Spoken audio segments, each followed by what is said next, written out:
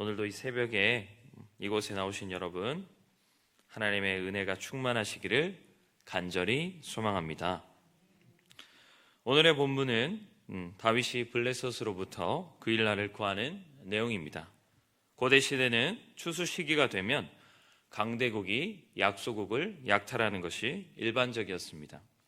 그 일날은 이스라엘에 속한 작은 마을로서 블레셋이 약탈하기 딱 좋은 장소였습니다. 이 소식을 들은 다윗은 그 일날을 구하는 것에 대해 하나님께 묻게 되고, 하나님께서는 그 일날을 구하라고 말씀하시며 다윗은 그 일날을 구하게 됩니다. 그런데 여기서 우리가 주목할 점은 다윗이 하나님의 뜻을 어떻게 들었을까 하는 점입니다. 모세와 같이 하나님과 직접 대면하여 들었을까요? 기돈과 같이 초자연적인 역사를 봄으로써 들었을까요? 아니면 사무엘과 같이 하나님의 계시의 음성을 듣는 방법을 통해서 들었을까요? 다윗은 어떻게 하나님의 뜻을 들었으며 하나님의 뜻을 다윗이 어떻게 들었느냐가 뭐가 그렇게 중요하길래 제가 이렇게 말하고 있는 것일까요? 다윗이 하나님의 뜻을 어떻게 들었는지를 알 수 있는 절이 있는데요. 사무엘상 23장 6절입니다. 사무엘상 23장 6절에 보면 제사장 아히멜렉의 아들 아비아달이 에봇을 가지고 다윗에게 왔다라고 되어 있습니다. 에봇은 제사장이 입는 옷입니다. 이 에봇은 가슴에는 12지파를 상징하는 보석이 달린 판결 흉패가 있습니다. 판결 흉패 속에는 우림과 둠밈이 들어있는데 그것으로 하나님의 신탁을 결정하고 하나님의 뜻을 분별하였습니다. 즉 우림이 나오느냐 둠밈이 나오느냐에 따라서 그 길을 결정했던 것입니다. 다윗은 하나님의 음성을 들은 것도 대면했던 것도 아니고 아히멜렉의 에봇을 통해서 하나님의 뜻을 들었던 것입니다. 그러므로 다윗이 가장 중요하게 여겼던 것은 무엇이었을까요? 병사의 숫자, 대단한 지략가, 팔레스타인의 지역의 지도. 다윗이 가장 중요시 여겼던 것은 바로 이 아히멜렉과 에봇이었을 것입니다. 왜냐하면 그것이 있어야만 하나님의 뜻을 분별할 수 있고 가장 올바르고 완벽한 길로 걸어갈 수 있다는 것을 그가 알았기 때문입니다. 600명의 병사를 건사하며 사울과 블레셋의 위협에 놓여있는 다윗은 순간의 선택이 죽음과 직결된다는 것을 너무나도 잘 알았기 때문에 언제나 그 선택이 신중해야 했고 그는 자신의 생각으로 선택할 수 없었으며 하나님께 항상 물어왔던 것입니다.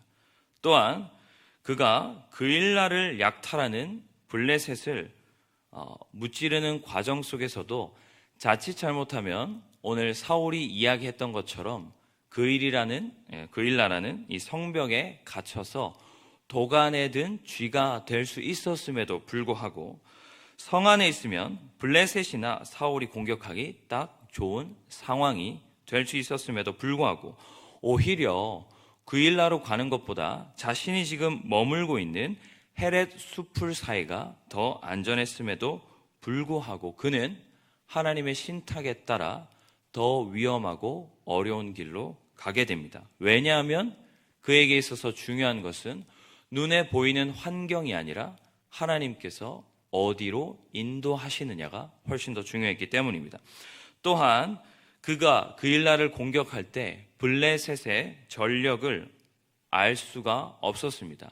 공격을 해서 이긴다라는 보장이 없었어요. 오히려 실패를 하고 패배를 해서 다 죽을 수도 있는 위험한 상황이었습니다. 그러나 다윗에게 중요한 것은 병사의 숫자의 차이, 전력의 차이가 아니라 하나님께서 자신의 걸음에 함께하느냐가 훨씬 더 중요했기 때문에 그는 하나님께 물었고 가장 위험하다고 할 수 있는 그 순간에도 오히려 그 일날을 구하기 위해서 블레셋과 전투를 하는 그의 모습을 발견할 수 있습니다.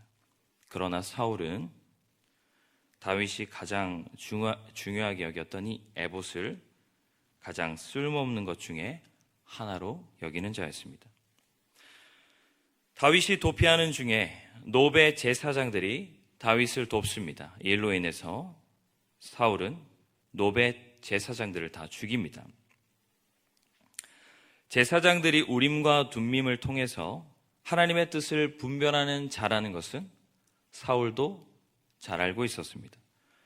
블레셋을 멸절하기 직전에 하나님께 묻죠. 그러나 하나님께서 요나단이 꿀을 찍어 먹은 일로 인해서 가지 말라고 말씀하셨을 때 사울은 가지 않습니다. 사울도 하나님의 뜻을 들을 수 있는 유일한 통로가 제사장을 통해 우림과 둠밈을 통해서만 가능하다는 것을 그는 알고 있었던 것이죠. 그럼에도 불구하고 그가 노베 제사장들을 다 죽였다라는 것은 무엇을 의미할까요? 그에게 있어서 이제 더 이상 하나님의 뜻은 중요하지 않다라는 것을 알 수 있습니다. 자신의 걸음에 하나님이 함께하느냐는 더 이상 중요하지 않습니다. 어디로 가는 것이 가장 완벽한 걸음인지에 대해 하나님의 응답은 필요 없습니다. 그에게 있어서 가장 중요한 것은 병력이었고 자신의 판단이었습니다. 다윗이 그일라에 있다는 소식을 들은 사울은 도간에 든 쥐라고 판단을 하죠. 그런데 여러분, 여기서 우리가 좀 주목해 볼 필요가 있는 것은 다윗이 도간에 든 쥐라고 판단하는 근거가 조금 미약하다는 겁니다. 성읍에 있더라도 사울의 병력이 그일라를 에워싸기 전에 도망가면 그만입니다. 그일라 사람들이 다윗이 도망가는 것을 막을 힘도 없습니다. 그래서 다윗은 얼마든지 그냥 도망가면 되는 상황인데 왜 사울은 다윗이 성 안에 있을 거라고, 그를 에워쌀 수 있을 거라고, 도간에 든 쥐가 될 거라고 판단했던 것일까요? 여러분, 이전에 다윗을 도왔던 노베 제사장들이 어떻게 되었다고 말씀드렸죠? 다 죽임을 당했습니다. 다윗의 성정으로 봤을 때 다윗을 도와줬던 그일라를 버리고 도망친다라고 하는 것은 상상할 수 없는 일이라는 것입니다. 이것은 도망가면 그만인 다윗이 하나님께 여쭤본 것을 통해서도 확인이 가능합니다. 여러분, 도망갈 사람이 과연 그일라가 자신을 넘겨줄지 안 넘겨줄지를 하나님께 묻겠습니까? 그일라와 함께 싸울 의지가 없는 사람이 과연 그일라가 자신을 넘겨줄지 안 넘겨줄지를 묻겠냐는 것입니다. 자신이 도망가지 않고 굳이 남아서 그일라 사람들과 함께 싸우고자 하는 마음이 있었기 때문에 혹시 자신이 그일라와 함께 싸우는 중에 그일라가 마음을 바꿔서 자신을 사울에게로 팔아버릴까 염려가 되고 두려웠기 때문에 그는 하나님께 그일라가 자신을 버릴지 안 버릴지를 여쭤보았던 것입니다. 다윗은 도망갈 수 없었습니다. 그일라 사람들과 함께했다는 이유만으로 사울에게는 그일라 사람들이 멸절될 이유가 생기는 것이기 때문입니다. 그래서 이 다윗은 그일라 사람들을 버리고 도망가지 않을 것이라고 사울은 판단했던 것입니다. 그래서 이 사울은 다윗이 그 병력을 에워싸기 전에 충분히 도망갈 수 있다는 것을 알았음에도 불구하고 그가 도간에 든 쥐가 되었다라고 판단하게 된 것입니다.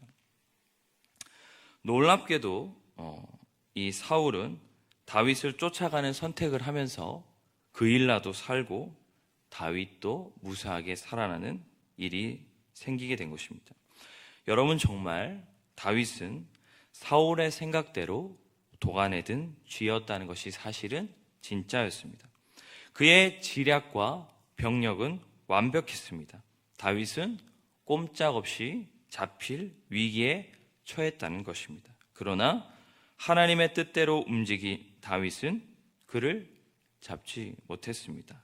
죽을 때까지 사울은 다윗을 잡지 못합니다. 여러분, 안타까운 것은 우리에게도 이런 사울과 같은 모습들이 나타난다는 것입니다. 하나님의 뜻을 분별할 수 있는 통로인 제사장이나 에봇보다는 전략이나 병사가 더 중요하다고 여기는 그 모습이요. 아까도 말씀드렸던 것과 같이 사울은 완벽했습니다. 그 병력을 그일라로 끌고 갔을 때 다윗은 그일라 백성들을 절대로 두고 도망갈 수 없는 자신이 함께했던 사람들을 사랑하는 사람이었기 때문에 사울의 예상대로 다윗은 그일라와 함께 사울과 싸우려고 했었어야만 했고, 사울은 그런 다윗의 약점을 이용해서 얼마든지 그 성을 에워싸서 다윗을 잡을 수 있었습니다. 그의 판단은 정말 완벽했어요. 그리고 다윗의 판단은 너무 어리석었죠.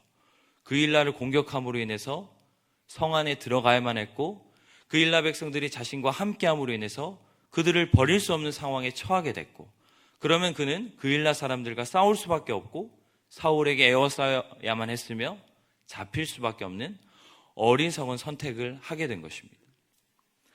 사울의 지략이 다윗보다 완벽했습니다. 그런데 다윗의 결정은 놀랍게도 하나님의 결정이었습니다. 하나님의 결정이 다윗을 가장 안타까운 결정을 하게 만든 것이죠. 그러나 놀라운 것은 사울이 더 완벽하다고 생각했지만 사울의 결정은 절대로 다윗을 잡을 수 없었습니다. 그는 언제나 가장 완벽한 길로 인도하시는 하나님께 묻고 나아갔던 자입니다. 우리는 살면서 이런 사울과 같은 모습들을 많이 보이는 것 같습니다. 내가 하나님의 뜻을 얼마나 분별하며 살아가느냐 보다 내가 얼마나 세상의 것들을 많이 소유하느냐가 중요하다고 생각하는 것 같습니다. 하나님의 뜻을 헤아릴 수 있는 우리의 삶 속에 수많은 에봇들을 중요시 여기지 않는 모습들이 보인다라는 것이죠. 우리는 하나님께 기도할 때 이렇게 실수하면서 기도할 때가 참 많이 있는 것 같습니다. 하나님, 제가 이것을 원합니다. 이것을 제게 주세요. 우리는 사실 그렇게 기도해서는 안 됩니다. 하나님, 제가 그일라 백성을 구하고 싶으니까 그일라 백성을 구하도록 도와주세요라고 기도하는 것은 올바른 기도가 아닙니다. 하나님, 제가 그일라를 구하는 것이 옳겠습니까? 옳지 않겠습니까? 라고 구하는 것이 하나님께서 가장 원하시는 뜻이라는 것이죠. 학생들을 제가 대하다 보면 많은 학생들이 이미 자기의 삶의 진로를 다 결정해 놓고 하나님께 구합니다. 하나님, 저는 이 대학교에 가고 싶어요. 그러니까 저를 이 대학에 보내주세요라고 말하는 모습들이 우리 안에도 사실은 나타난다는 것입니다. 여러분, 저는 여러분들이 하나님께 기도하러 온 오늘의 목적이 내가 원하고 바라는 것들을 이루어지길 바라서 오신 것이 아니라 하나님, 내 삶이 어디로 가는 것이 가장 올바른 삶이겠습니까를 묻는 기도의 자리가 되기를 간절히 소망합니다. 그래서 여러분들의 삶이 언제나 하나님께 묻고 하나님의 응답을 들을 수 있는 이 자리가 가장 소중한 자리가 되기를 간절히 소망해요. 내가 원하고 내가 바라는 것들을 이룰 수 있고 가질 수 있기 때문에 이 기도의 자리가 가장 소중한 자리가 되기를 원하지 않고요. 하나님의 가장 완벽하신 뜻을 분별할 수 있는 자리이기 때문에 가장 소중하고 가장 귀한 자리로서 이 자리에 나오시기를 간절히 소망한다는 그런 말입니다. 여러분, 우리의 삶의 에봇과 같은 것은 하나님의 뜻을 들을 수 있는 통로들은 말씀과 기도의 자리들입니다. 저는 여러분들이 이 하나님을 묵상하는 이 시간들을 가장 귀하게 구별하는 모습들이 나타나기를 간절히 소망합니다.